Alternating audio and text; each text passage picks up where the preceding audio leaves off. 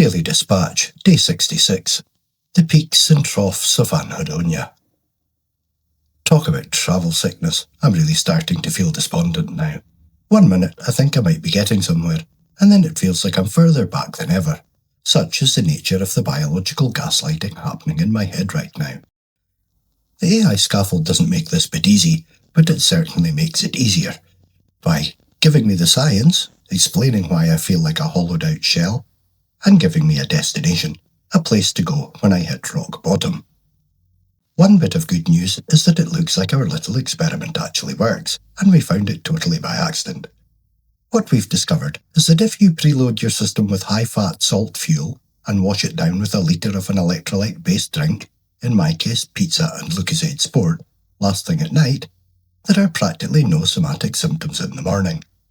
We have run the experiment twice now, and both times the result was the same.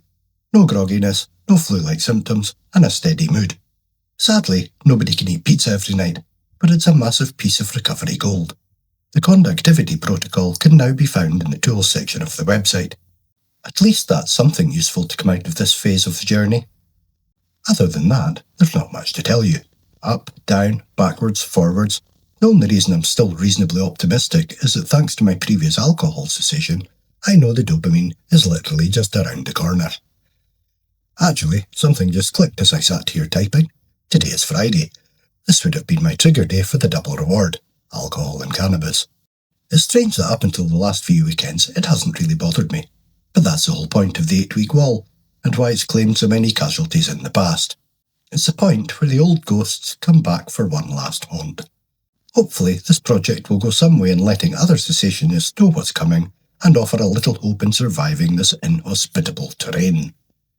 The march through the wall continues. Insert something profound here. Eventually,